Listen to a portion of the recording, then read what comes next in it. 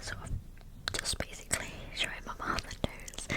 I'm just talking to really closely into my lenses. I have brought a coloured light and it's so powerful. It's like kind of blinding me, but hopefully I don't get a headache. I tried to turn the brightness down, but it's still like really bright. But basically, it just does like all the colours of the rainbow, and yeah, I chose like pinky purple because I think it looks cute. Hopefully, it's kind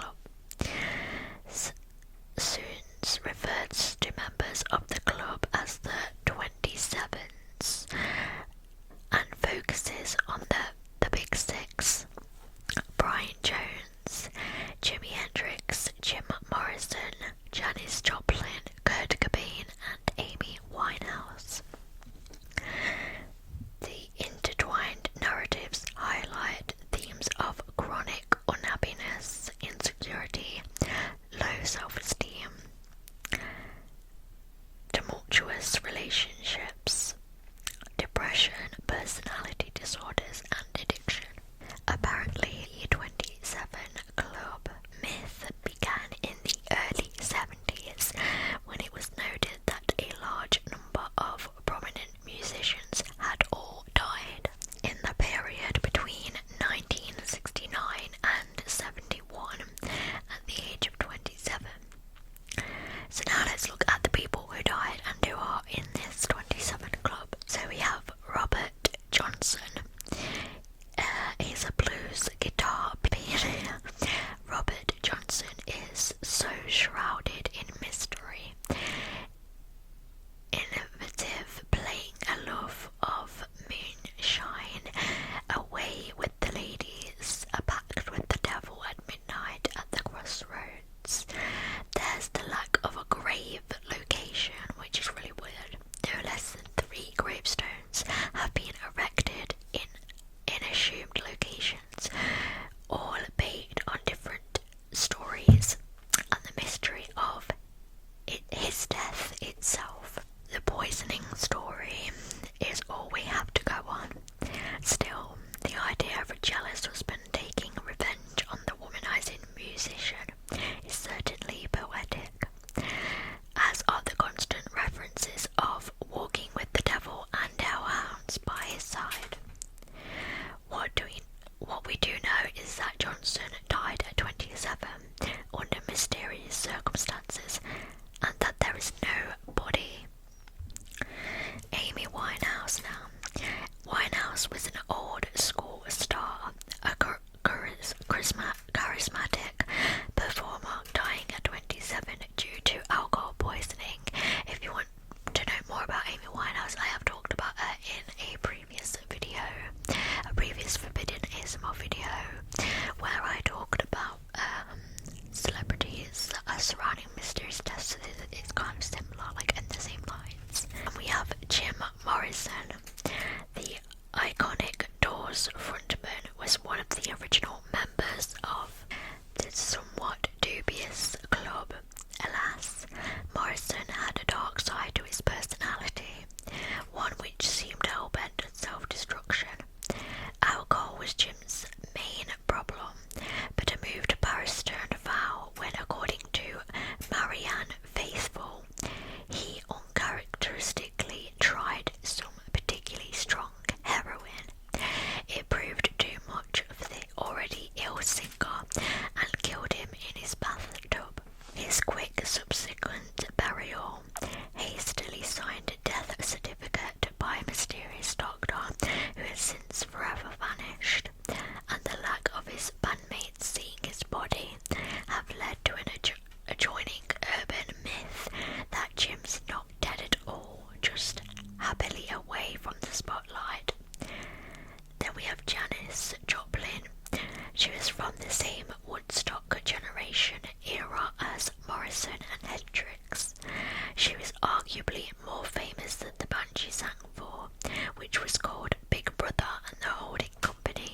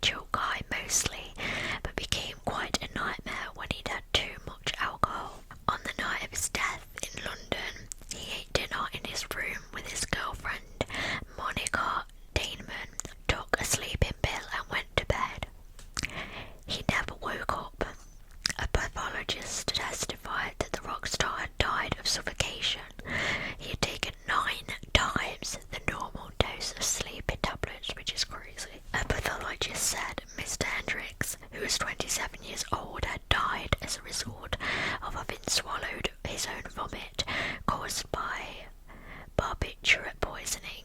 He said there was no evidence that the singer was a drug addict. Then we have Brian Jones, fellow guitarist to the Keith Richards and founding member of the Stones, had become so much of a burden with his drinking and drugging that he was kicked out of the band in 1969. Less than a month later, Jones was found dead, floating in the swimming pool of his country manor. The coroner reported that he had died of drowning, but that he'd been under the influence of drink and drugs, noting that his liver had weighed twice as much as it should have. Given the relatively common knowledge that Jones was frequently unpleasant to people, Keith himself had suggested in the past that maybe a prank had gone wrong in his pool.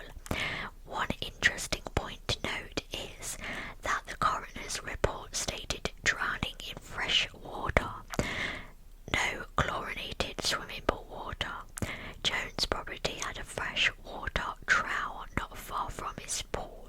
Then we have Jean Michel, or Michael Basquate. I'm sorry if I pronounce these names wrong, you'll have to correct me. As we know, his art career soared like a shooting star. Heroin was a part of Jean Mitchell's life for many years. In the end, despite several attempts at getting sober, he died at home from an overdose in 1988. And we have